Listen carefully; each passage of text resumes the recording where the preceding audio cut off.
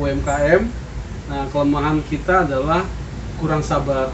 Terkadang setiap usaha yang kita lakukan, kita merasa dirinya udah optimal, udah capek, udah uang habis, bahkan jatuh bangun seperti itu. Itu nikmatin aja, karena Omal hayata illa mata'al ghurur. Sebetulnya dunia itu seperti itu, kesenangan yang memperdayakan. Kita sebetulnya ini cuma senda gurau aja sebetulnya. Ikuti aja peran yang ada, kemudian jalani, nikmati proses, selesai.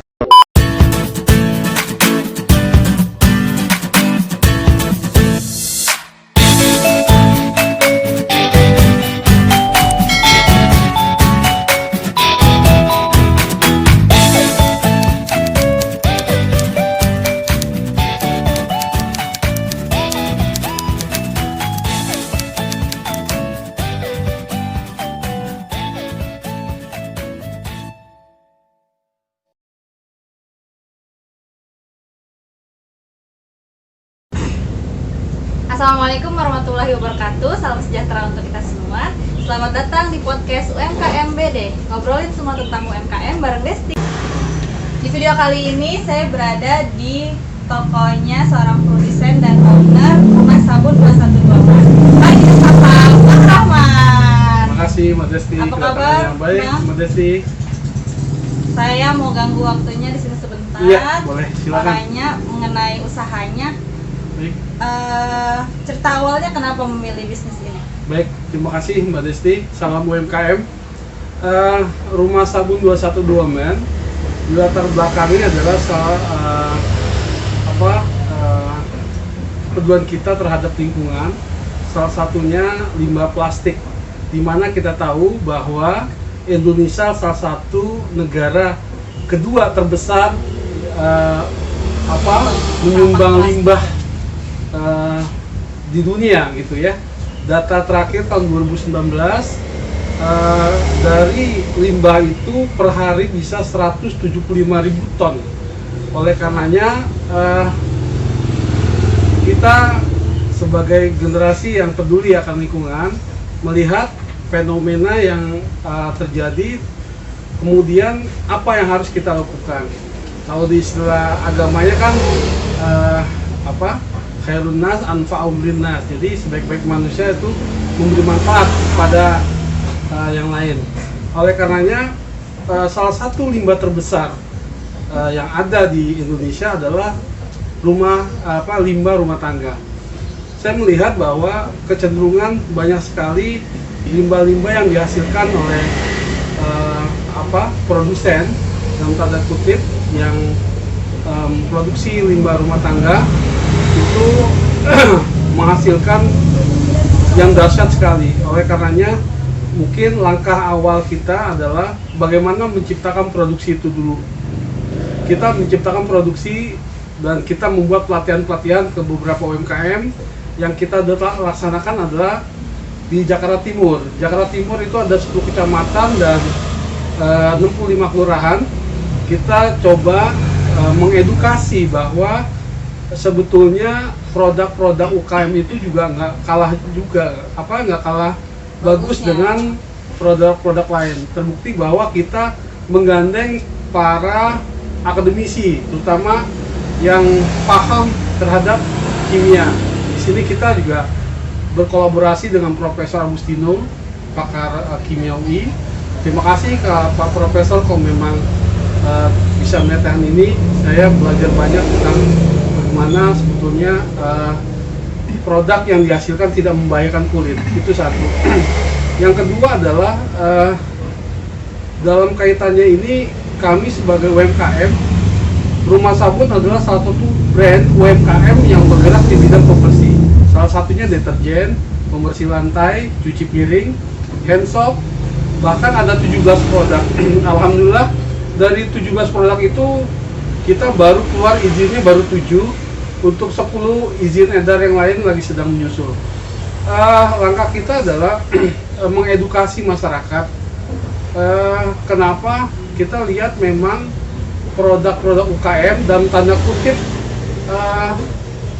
agak sedikit kurang diminati oleh sebagian masyarakat. Karena kita paham bahwa kelemahan produk UKM satu di kemasan, packaging, dan promosi. Oleh karenanya, hadirnya Rumah Sabun 212 Men ingin sekali mengedukasi bahwa produk-produk pembersih yang diproduksi oleh sebagian besar UMKM itu bisa mampu dan bisa bersaing di pasar nasional. Mungkin sedikit itu aja gambaran tentang Rumah Sabun 212 Men. Baik. Itu filosofi 212 Men itu Bapak terinspirasi dari mana gitu Pak? Ya, terima kasih ya. Jadi banyak juga yang bertanya, itu 212 Men apa sih kaitannya dengan Monas gitu, apa sih? Iya. Nah, di sini saya tegaskan bahwa kebetulan saya pernah bekerja di perusahaan Prancis, salah satu brand produk parfum. Nah, parfum itu yang best seller ketika itu adalah CH 212 Men. CH itu Caroline Herrera. Jadi kalau ada yang bilang kaitannya dengan di sana di Monas, ya jauh, karena di Monas paling 3 tahun 4 tahun lalu, sedangkan CH 212 Men Caroline Herrera mungkin sudah 50 sampai 100 tahun umurnya. Jadi mungkin itu. Yang kedua, 212 Men dari nama juga. Nama saya Rahman, jadi ada kaitannya Rahman gitu ya. Ya, jadi filosofinya satu, kita ingin brand nama yang ada itu seharum parfum 212 Men. Amin, amin. Begitu Mbak Desti. Baik Pak.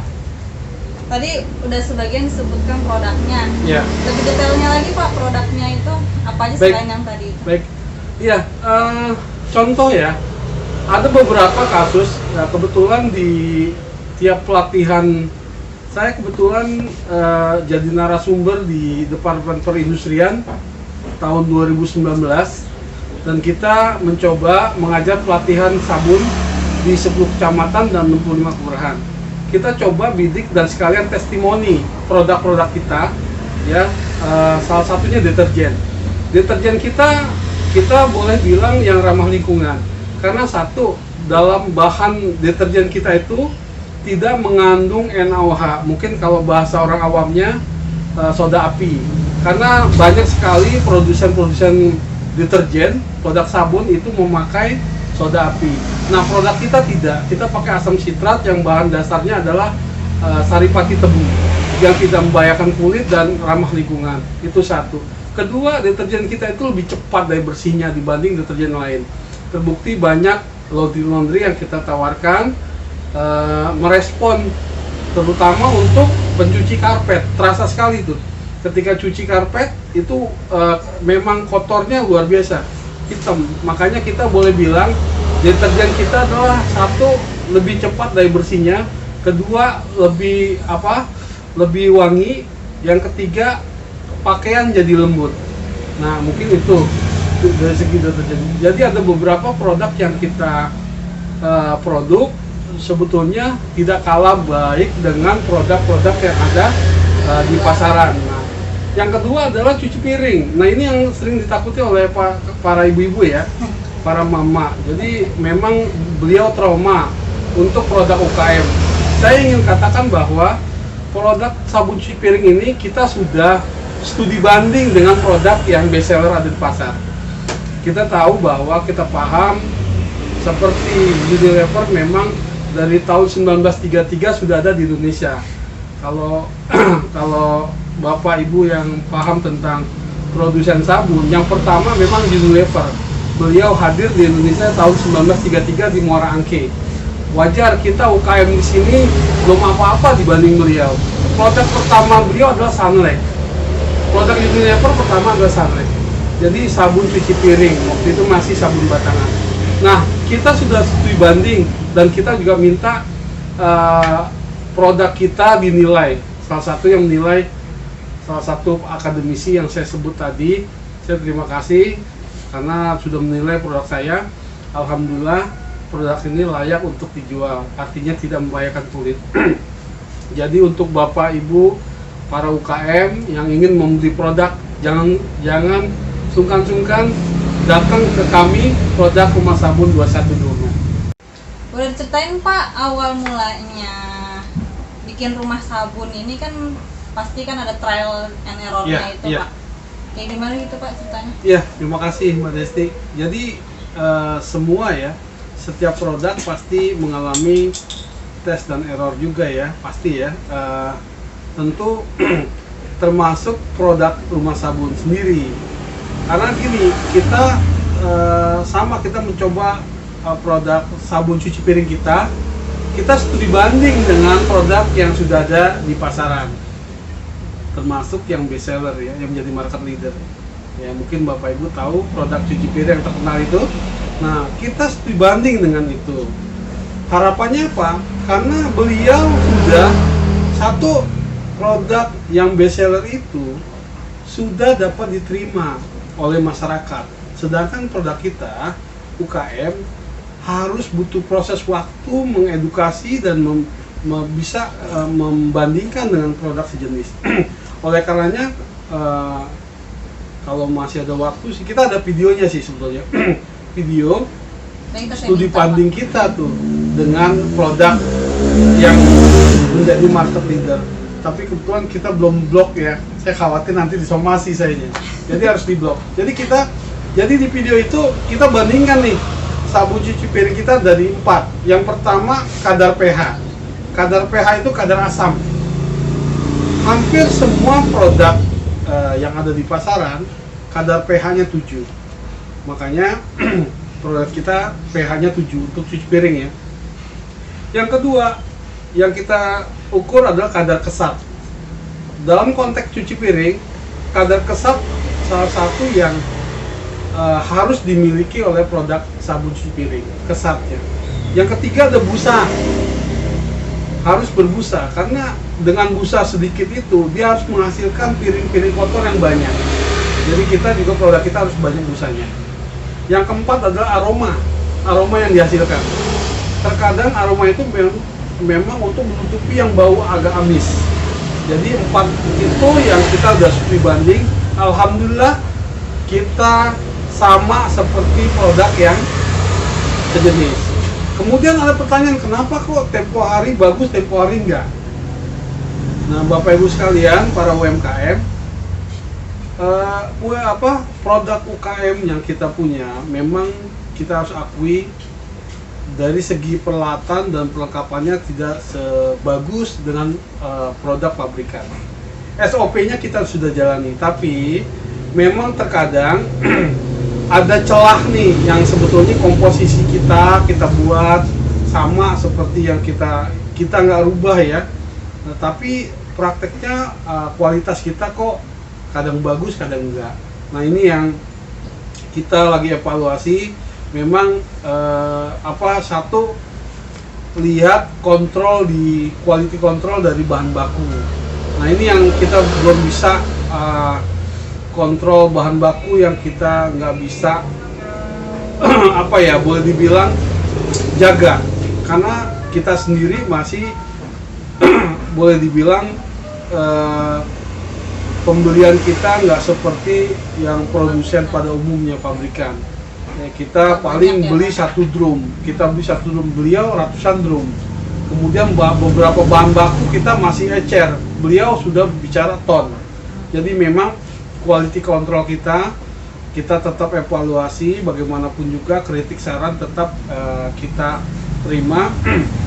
Untuk kedepannya memang alhamdulillah tiap perbaikan kita selalu buat testimoni.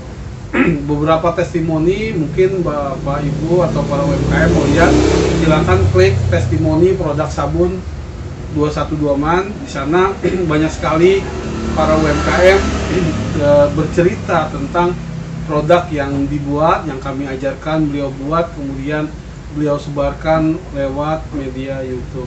Itu aja. Testimoninya di YouTube tuh Pak ya? Iya, sebetulnya sih beliau langsung ketika kita ajarkan besokannya dia prakteknya cuciannya dia ya, lalu di share di YouTube. Nah, testimoni itu di YouTube, dia bercerita itu atau Bapak?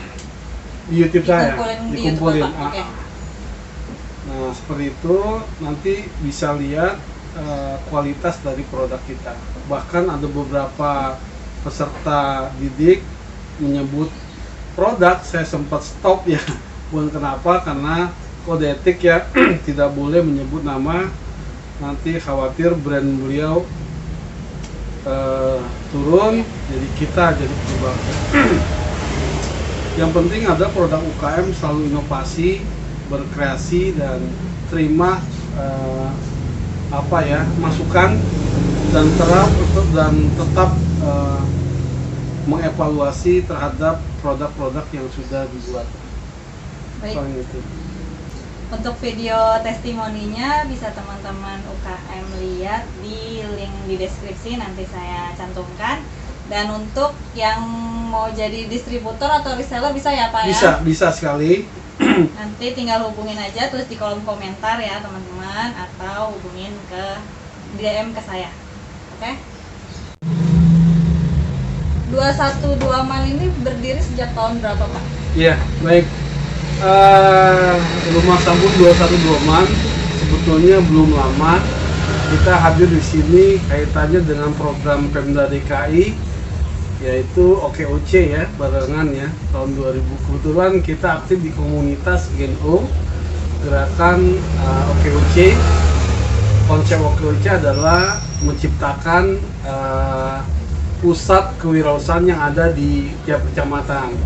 One kecamatan, one center for entrepreneurship. Adanya suatu pusat kewirausahaan yang ada di tiap kecamatan. Ketika itu saya masih memproduksi parfum laundry aja. Di tahun 2016 kita produksi parfum laundry, dan memang segmen kita adalah laundry ketika itu. Tapi seiring waktu adanya program OKOC, kita masih banyak belajar juga tentang bagaimana proses positioning di dalam memasarkan suatu produk. Akhirnya kita nambah hingga kita ada 17 produk. 17 produk Iya. itu deterjen, sabun cuci piring, hand soap, desinfektan, hand sanitizer, pel lantai, karbol sereh, karbol cemara, kemudian cuci piring, softener, apalagi tuh hand sanitizer, ini sampo mobil, parfum laundry, pelicin pakaian, kemudian parfum body kita bikin juga. Parfum body, apalagi ya, hand sanitizer udah ya, apalagi kalau nggak salah saya itu ada 17-an itu. Hand soap udah ya? Udah. Hand soap udah ya. Itu semua macam-macam itu ada bahan yang sama? Oh, beda. Masing satu produk itu beda. Kecuali ada hampir sama, yaitu deterjen, kemudian cuci piring sama hand soap. Ada 2-3 bahan yang sama. Kemudian kita melanjuti aja. Kalau hand soap ini kan intinya dia sabun cuci tangan yang antibakteri dan tidak lebih lembut di tangan. Itu konsep hand soap. Kalau cuci piring kan karakternya kesat, banyak busanya dan harum. Nah, itu karakter dari sabun cuci piring. Jadi sering kalau bicara cuci piring, untuk kaum ibu-ibu lebih senang yang lebih banyak busanya dan kesat ya, kinclong ya, karena untuk menyerap minyak diperlukan ada satu bahan namanya ABS ya. Nah, itu berfungsi untuk menyerap minyak yang ada, atau minyak atau lemak yang ada di piring ya. Ini distribusinya sudah kemana aja Pak? Baik. Apa udah ada cabang gerainya gitu? Iya, karena ini konteksnya masih pandemi dan kita lebih banyak di online dan komunitas. Reseller kita sekitar ada 30-40 reseller yang ada di sekitar Jabodetabek. Terakhir ada beberapa konsumen kita yang di Prabu Muli, Sumatera Selatan juga pesan tentang produk kita, dan beberapa anak didik peserta kita yang kita ajarkan di Jakarta Timur, beliau juga alhamdulillah sudah menjadi produsen juga dan sudah sampai ke gubernur dia. Jadi sering bazar-bazar. Alhamdulillah ya, walaupun kita tidak dapat sana, alhamdulillah ada beberapa peserta didik kita juga udah sampai proses penjualannya sampai ke sini. Baik. Pencapaiannya apa aja, Pak?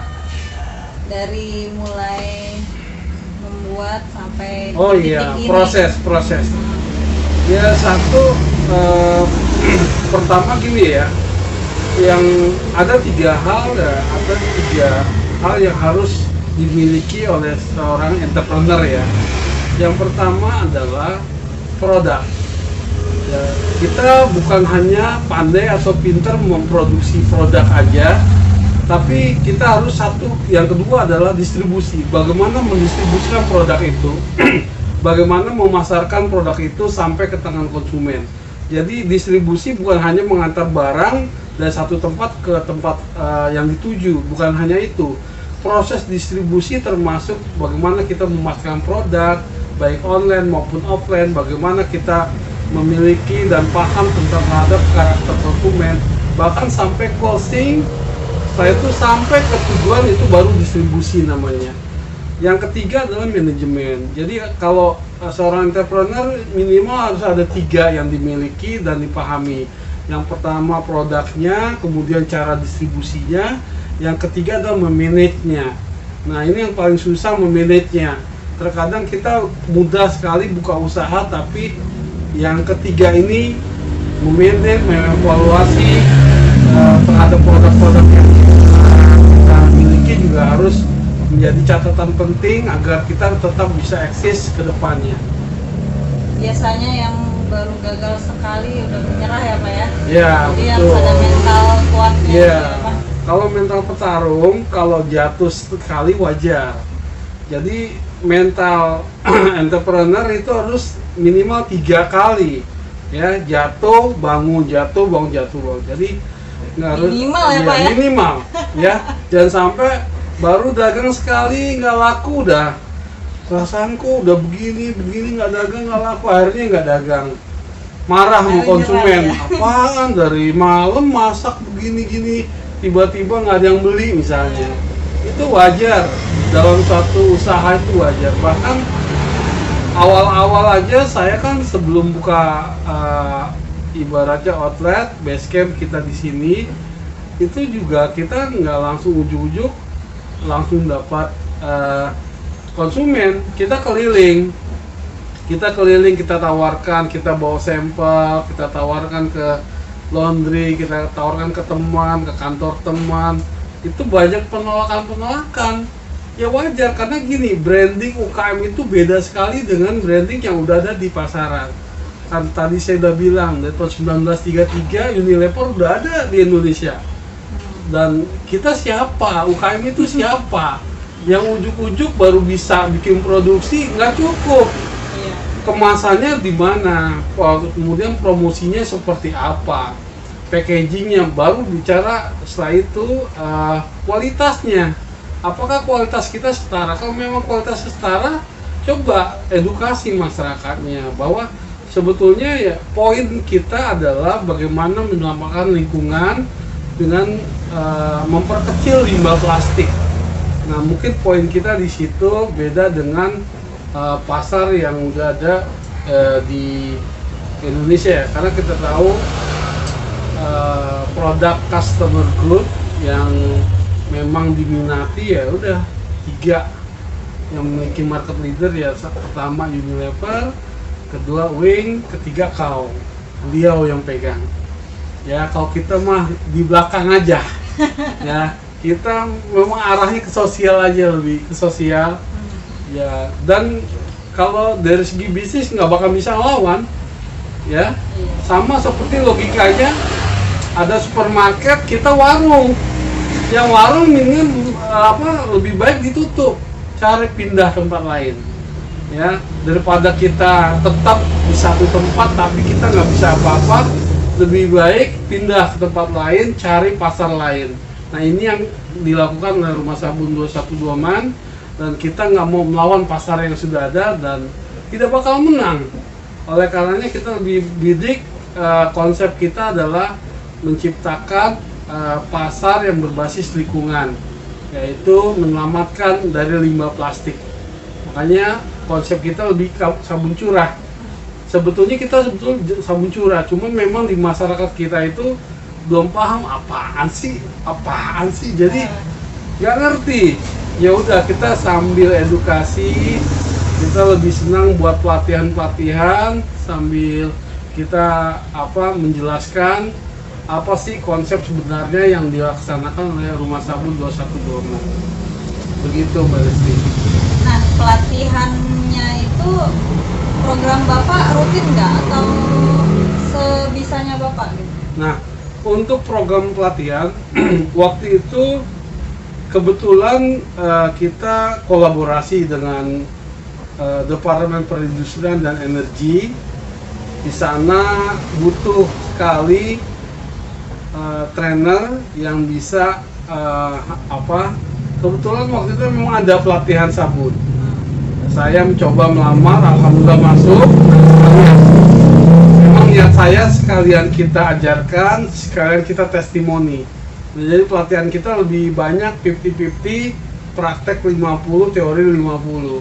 Jadi ketika besoknya dia udah praktek, kita mau testimoni testimoni produk yang kita ajarkan. Alhamdulillah hampir 800 peserta di Jakarta Timur yang kita ajarkan paham benar bahwa produk-produk yang kita ajarkan itu mudah-mudahan bermanfaat baik bagi masyarakat maupun dari lingkungannya. Baik. Visi misi ke depan Bapak soal tadi kan bahas masalah sosial. Berarti kan kita bicara bermanfaat untuk sesama ya kan? Betul. Sekalian untuk bermanfaat juga untuk lingkungan. Visi misi Bapak ke depan selain yang tadi itu ada lagi Pak? Ya, sebetulnya visi kita ada satu, bagaimana produk yang benar-benar yang ramah lingkungan ini diterima di masyarakat, baik dari segi kualitas maupun kuantitasnya.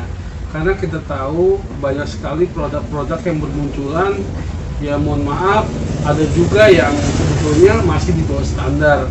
Tapi karena mereka memiliki budget, ya modal yang besar, dan dia berhak melewati pasar itu.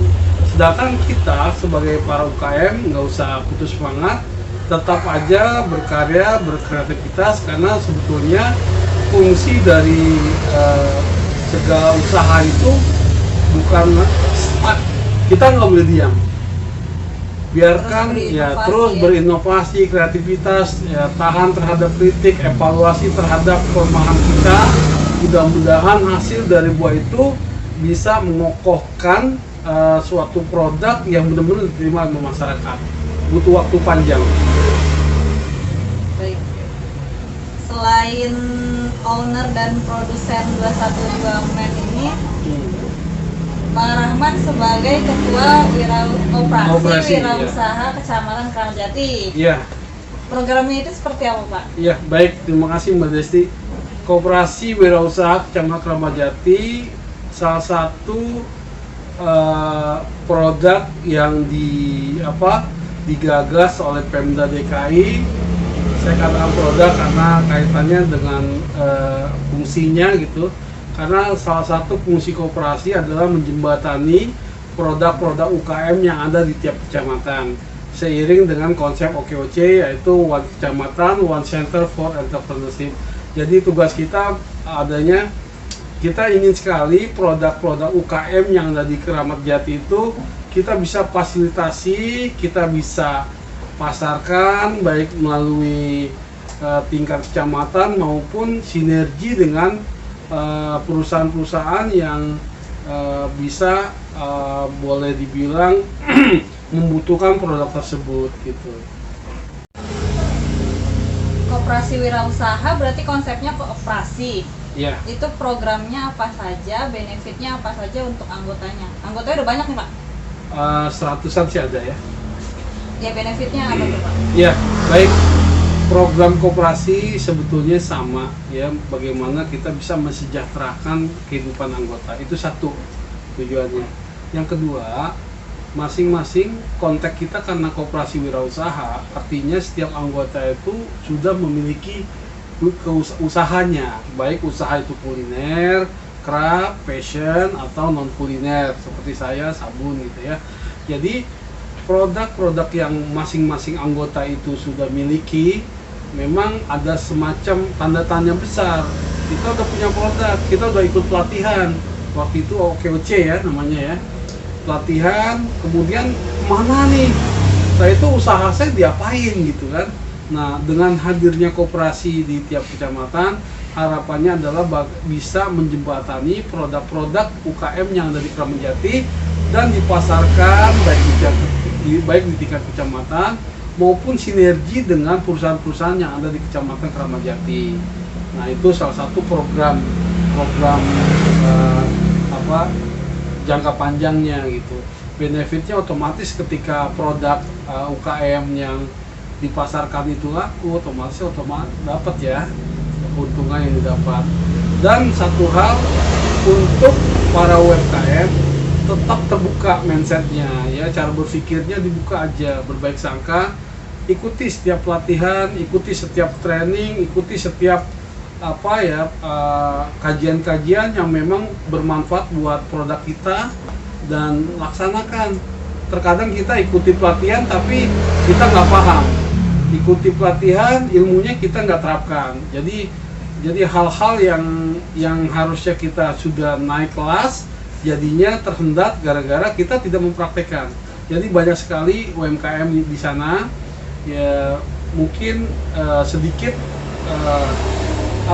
boleh dibilang harus tetap terbuka cara berpikirnya, laksanakan apa yang bisa dilaksanakan, kerjakan apa yang bisa dikerjakan selama itu baik tanpa harus menunggu orang yang berbuat baik.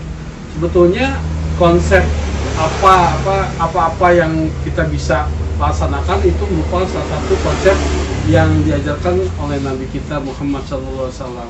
Oleh karenanya, jadikan usaha itu bagian dari ibadah. Ya, mungkin itu aja sedikit garis besar tentang program dan benefit apa yang didapatkan oleh setiap anggota melalui koperasi. Baik, kalau misalnya dia bisnisnya jasa, bisa ikut serta Pak? Bisa. Jadi sebetulnya kan wirausaha itu nggak mencakup kuliner, non kuliner, bahkan jasa pun ya masalah gitu. Justru dengan jasa itu kita mau menjembatani lagi kan, seperti Mbak Desti misalnya kan aktif di medsos, itu justru semua UMKM butuh itu. Karena bagaimana orang tahu produk itu ada kalau dia tidak dikenal orang. Bagaimana cara dikenal orang? Dipromosi atau lewat medsos, lewat Facebook, Instagram, dan lain-lainnya. Jadi semuanya sebetulnya kita masing-masing membutuhkan satu sama lain. Oleh karenanya sebetulnya dengan adanya media sosial itu sebetulnya membutuhkan boleh dibilang keberuntungan bagi kita. Kalau dulu contoh ya, pedagang koran dulu kalau dagang teriak kan, koran pos kota, Kompas, Sinar Pagi, keliling kampung ya. Apalagi tukang minyak teriak semuanya, tukang somai teriak, bubur mungkin ketok piring. Kenapa? Ingin memberitahu bahwa saya dagang somai, saya dagang koran, jadi orang mesti tahu. Begitu juga ketika eranya medsos. Saya teringat perkataan dan analisa dari Ustadz Valentino Dinsi dulu di BI tahun 2014. Saya sempat ada kajian ekonomi syariah, salah satunya bicara Ustadz Valentino Dinsi. Beliau mengatakan begini, nanti 3 tahun ke depan banyak perusahaan-perusahaan fashion, perusahaan elektronik, dan perusahaan yang sekarang besar itu gulung tikar. Benar terjadi itu. Setelah 3 tahun saya lihat benar. Kita lihat, mohon maaf ya, Ramayana, apalagi yang masih berbasis offline ya? Iya, yang berbasis offline tapi dari Matahari. Kemudian kalau dulu kita beli handphone terkenal di mana? Roxy. Ya. Sekarang udah begini. Dulu beli elektronik paling murah Glodok. Coba lihat sekarang. Sekarang yang lebih murah belanja di mana? Online. Jadi modal besar itu nggak ada pengaruhnya kalau kita tidak terbuka mindsetnya. Nah, kuncinya terbuka cara berpikirnya, nikmati. Kita memang lagi perubahan, banyak perubahan. Iya, perkembangan zaman. Selama kita tidak ikut perkembangan zaman, siap-siap ditinggalkan. Banyak perusahaan besar yang kita lihat, ya belum lama kan, Guru ya, yang perusahaan Giant ya, belum lama, bulan Juli ini masih banyak. Dan kita merasa loh ini perusahaan besar nggak mungkin gitu kan. Dulu saya kerja di Mitsubishi tahun 98 krisis moneter. 98 krisis moneter. Saya nikah 2001 bulan Agustus. Akhir Juli itu saya dapat surat dari kantor PHK massal. Bayangkan waktu tinggal seminggu saya harus nikah, tapi saya harus dapat surat PHK karena krisis moneter ketika itu. Sempat down memang karena kita juga kaget karena terbiasa dulu kan di kantor rutinitasnya berangkat pagi, pulang sore, absen, Sabtu juga lembur, ruangan ber-AC, komputer ada. Kita terbiasa dengan rutinitas dan tiap bulan gajian dan kita aman deh, ya kan? Nah, setelah bertahun-tahun kita bekerja, tiba-tiba kita kena PHK. Dan PHK itu bersamaan dengan saya nikah. Makanya teman-teman waktu itu pas kondangan bilangin mertua ya, udah pengangguran katanya. Saya bilang bilangin aja. Keluarga belum tahu. Udah tahu, istri udah tahu. Istri juga sempat down. Bayangkan 31 Juli kita dikumpulkan di Hotel Horizon Kota. Dikabarkan bahwa perusahaan kita tutup dan bubar, dibagiin deh. Itu akhir Juli. Tanggal 4 Agustus saya nikah. Bayangin, saya nikah kondisi jadi pengangguran. Nah disitulah, alhamdulillah saya dapat dan pernah baca buku karangan Valentino Dinci, judulnya Jangan Mau Seumur Hidup Jadi Orang Gajian. Saya baca, kayaknya menarik nih. Jadi alhamdulillah pas PHK 4 Agustus itu, PHK 30 Juli, 4 Agustus saya nikah. Seminggu setelah nikah, direktur yang lama datang ke saya. Saya dibisikin, saya diajak kerja sama dia. Saya bilang, alhamdulillah saya terima. Kenapa? Waktu itu saya belum siap untuk bagaimana ya? Berbisnis. Iya, belum siap bisnis itu apa gitu, nggak ngerti kan. Dan terbiasa aman, gajian. Akhirnya 1 tahun itu saya belajar tentang mental. Ya, saya baca buku, salah satunya karangan Valentino Dinci, judulnya Jangan Mau Seumur Hidup Jadi Orang Gajian. Saya telaah, saya baca berulang-ulang. Akhirnya setahun saya kerja itu, saya mengundurkan diri. Kaget juga direktur, bagaimana yang lain pada nggak mau kerja, malah kita mengundurkan gitu. Jadi yang lain pada mau daftar, kerja, diajak, malah kita mengundurkan. Karena waktu itu saya belum siap mental. Alhamdulillah setahun bekerja saya siapkan mental. Di situ saya banyak belajar, ya saya buka usaha lagi. Alhamdulillah, walaupun banyak berganti, ini yang kelima pergantian produk nih. Sebelumnya? Dulu usahanya kita lebih, saya banyak menawarkan produk itu elektrik, spare part AC, kulkas, mesin cuci, spare partnya. Nah itu saya sering lempar ke Glodok. Cuman ya begitu, harganya terlalu murah dan kita juga ngambil margin nggak terlalu banyak dan ya nggak tahan lama juga akhirnya. Nah dari situ kita banyak sekali pelajaran-pelajaran bahwa ya mental lagi ternyata, siapkan mental. Kalau udah terbiasa usaha, insya Allah nggak takut akan kegagalan. Berarti sekarang Bapak udah nggak bekerja lagi? Jadi Sudah. fokus benar-benar berbisnis? Iya. Satu, memang kalau usaha jangan setengah-setengah. Ya. Saya jadi malu Pak, saya masih bekerja, Pak. nggak apa-apa, dipersiapkan nanti baca buku Valentino Dinci ya. Jadi satu jangan setengah-setengah, karena usaha yang setengah-setengah hasilnya pun setengah-setengah. Makanya kita terus evaluasi kekurangan kita, kelemahan kita apa aja, nah nanti kita perbaiki sambil berjalan. Jadi sebetulnya UKM terus saja bergerak dan jangan takut gagal, karena takut gagal tetap juga gagal kan, mendingan lewatin kegagalan itu. Itu aja Mbak Desti. Baiklah, demikian perbincangan kita dengan Bang Rahman, tapi saya lebih nyaman manggilnya Bapak ya dari tadi. Monggo silakan. Perjalanan bisnisnya dari beliau di PHK sampai sekarang sudah berhasil menjadi produsen dan owner dari rumah sabun 212. Semoga tambah sukses ya Pak. Amin. Tambah banyak cabangnya. Amin. Dan semakin besar usahanya. Amin.